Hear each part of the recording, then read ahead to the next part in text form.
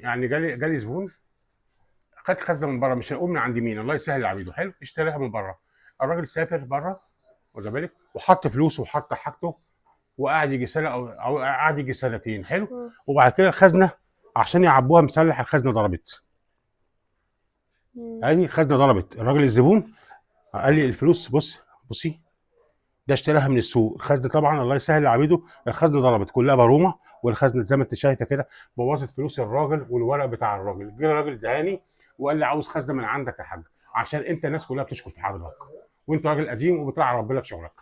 ازاي ممكن الخزنه تضرب؟ ايه اللي يخليها تضرب ما انا اصلا؟ بقول لك على حاجه، عشان تضرب صاج خفيف ويعبوها مسلح، عشان يقول لك دي مصفحه، ماشي. لا انا بشتغل الحمد لله رب العالمين، من يوم ما عملت الخزن المصري بتاعتنا ما فيش حد زبون ولا اشتكى ولا كاني ولا ماني. يعني دي شغلي اهي.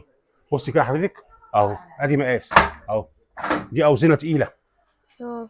دي اوزنه تقيله، واخد بالك.